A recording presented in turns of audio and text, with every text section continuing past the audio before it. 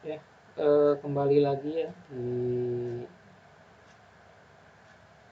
video tutorial aplikasi akuntansi. Nah, kita akan membahas tentang modul aset ya. Nah, kita mulai saja masuk ke aplikasi Aktiva. Login dulu ya.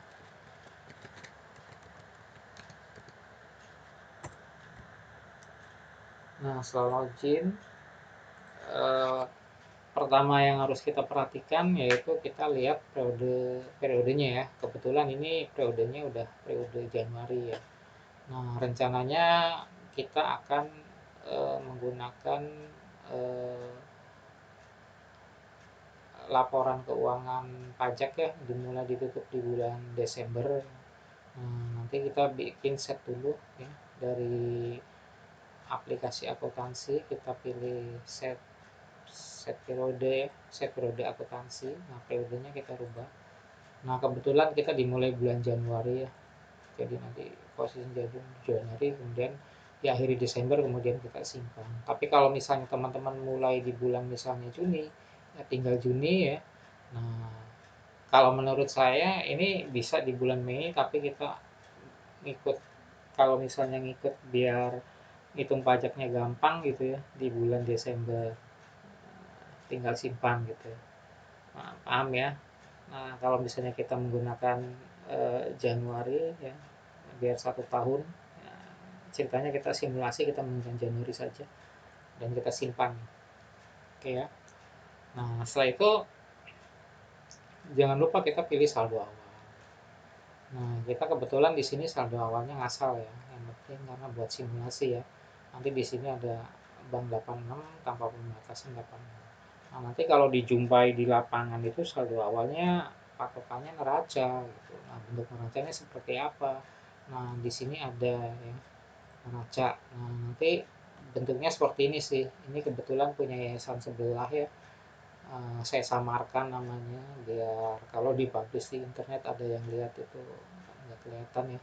Nah, nanti seperti ini nih neracanya nih. Nah, nanti kita harus mengisi sesuai dengan neraca. Ya, nanti ada piutang lain, piutang usaha gitu ya. Nah, kemudian di sini ada juga utang bank, pembiayaan. Nah, ini kebetulan nggak, karena ini konsepnya audit ya, jadi dia garis besarnya saja. Nanti di sana sih biasanya akunnya lebih banyak gitu. Nah, tapi intinya seperti ini nanti neraca yang kita masukkan di saldo awal ya, kalau untuk di lapangan ya.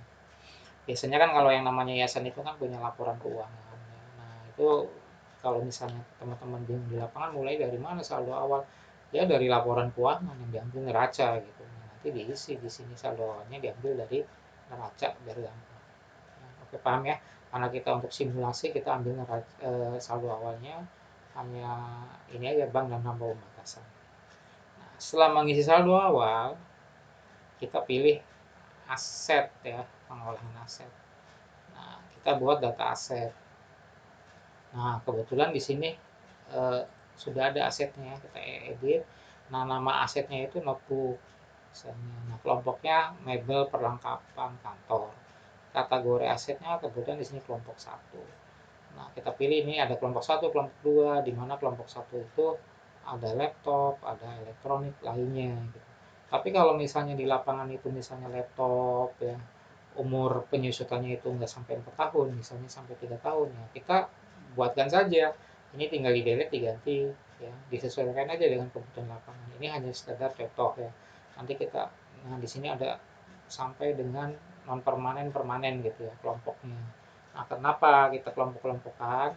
Itu biar nanti si user nggak bingung nih, nggak tanya-tanya lagi pada saat mengkrit ya kelompok penyusutan. Ini kelompok berapa sih? Nah, makanya saya uraikan gitu kan. Biar lebih memudahkan si pemakai. Oke ya. Nah, kita ambil kelompok satu, kemudian nanti di sini di akun harta kita isi kelompoknya itu apa. Kebetulan saya isi mebel dan perlengkapan kantor ya. Ya, nah, nanti kalau misalnya di lapangan kayak kendaraan ya berarti grupnya masuknya ke kendaraan ya. Kebetulan ini namanya mebel dan perlengkapan kantor ya.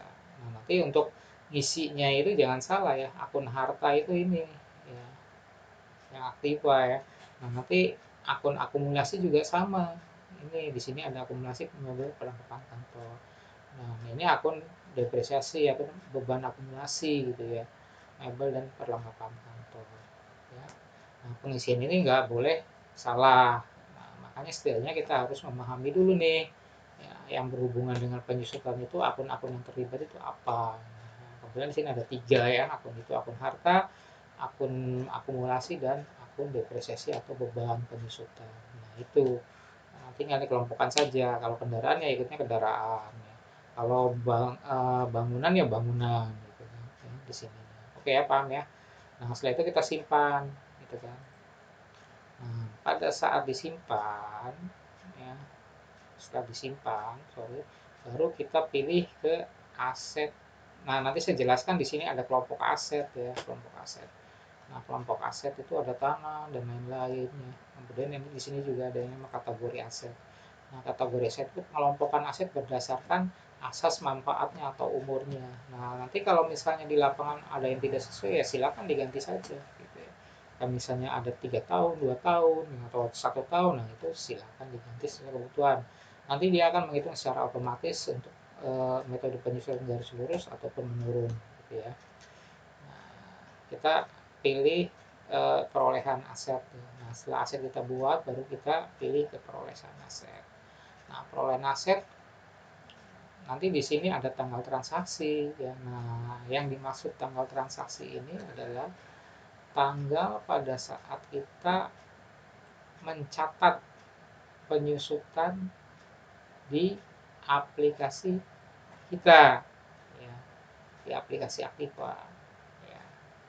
Nah, fungsinya untuk apa? Fungsinya untuk mulai penyusutannya ya. Misalnya gini, di sini ada tabel ya, saya simulasi. Contohnya itu harga perolehannya 12 juta ya untuk laptop. Nah, tanggal pembeliannya di bulan 3 tahun 2021. Nah, aksesnya sampai 4. Nah, nilai penyusutannya berapa? Nilai penyusutannya itu kalau misalnya kita bagi gitu kan. Ya, 12 dibagi 4 dikali 12. Ya. Jadi penyusutannya itu 250.000 per bulannya ya. Paham ya?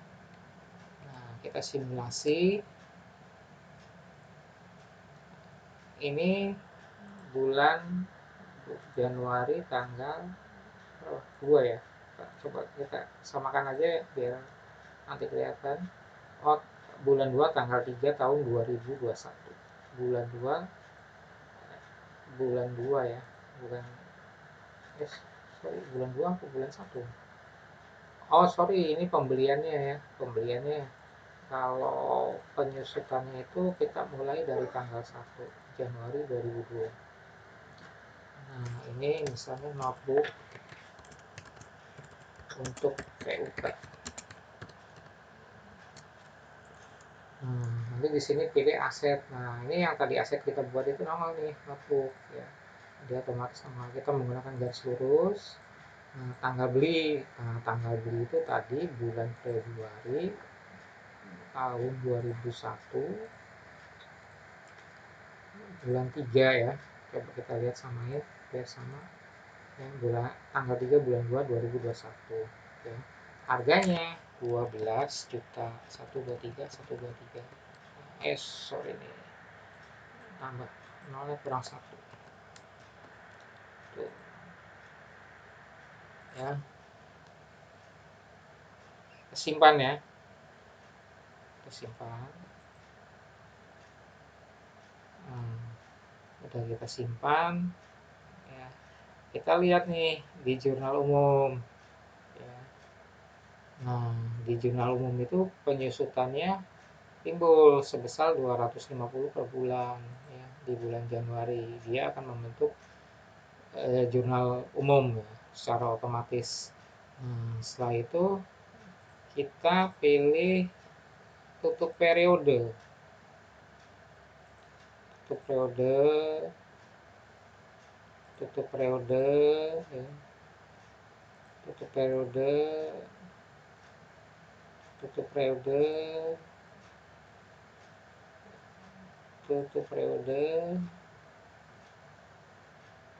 tutup periode sampai bulan apa nih? Ntar kita lihat dijualnya posisinya di bulan Oktober, Agustus, September,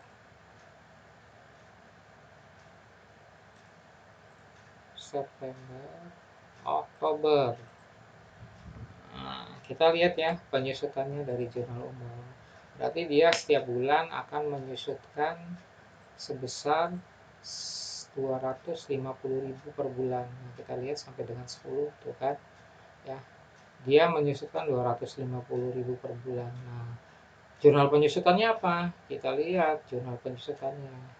Beban penyusut perlengkapan kantor pada akumulasi beban kantor sebesar 250.000 ya. Nah, dia menyusutkan sampai dengan bulan ceritanya di sini bulan Oktober. Nah, nanti kita bisa lihat nih laporannya ya, di laporan aset. Nah, kita cetak laporan asetnya. Nah, kita lihat laporan asetnya dan dia menyusutkan sampai dengan bulan 10 ya. Nah, nanti nilai ya akumulasi penyusutannya itu 5.250. Nilai sisanya, nilai bukunya itu 6 juta ya. Nah, ceritanya si laptop ini dijual ya, dijual. Nah, berarti kalau dijual itu berarti penghapusan aset ya, karena dijual. Nah, ini tolong ya diperhatikan. Penghapusan aset itu maksudnya bukan menghapus jurnal-jurnal sebelumnya, tidak. Yang dimaksud penghapusan aset itu karena aset itu dijual, berarti kan hilang. Nah, otomatis kalau aset itu dijual dan sudah tidak ada, penyusutan berikutnya kan tidak ada di bulan November dan Desember dan seterusnya. Karena apa? Karena aset sudah dijual, berarti sudah tidak ada penyusutan lagi. Fungsinya hapus aset itu, pertama kita hapus ya asetnya. Nah, misalnya dijualnya itu bulan berapa posisinya? Bulan Oktober ya, taruhlah tanggal 5 gitu. Bulan Oktober, misalnya tanggal 5, laptop dijual. Karena sering hang. Nah, kita simpan.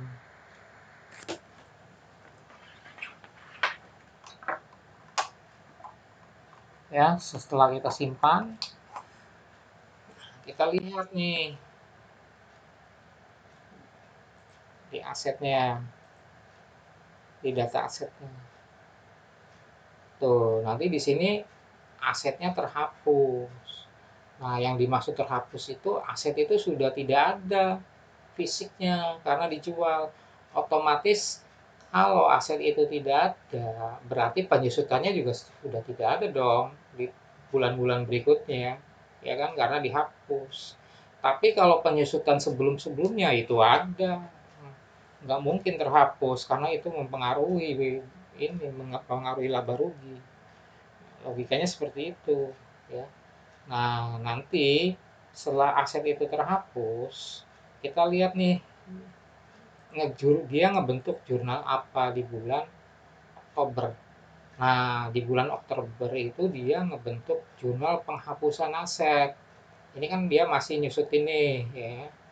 Nah, di bulan Oktober juga dia membentuk jurnal penghapusan. Nah, yang dimaksud jurnal penghapusan itu ini akumulasi penyusutan mebel ya pada pada beban ini pada beban perlengkapan kantor. Sorry, ini aset ya. Jadi akumulasi penyusutan mebel pada aset mebel perlengkapan kantor sebesar berapa? Sebesar 5.250. Nah, nilai ini dari mana? nilai ini dari akumulasi.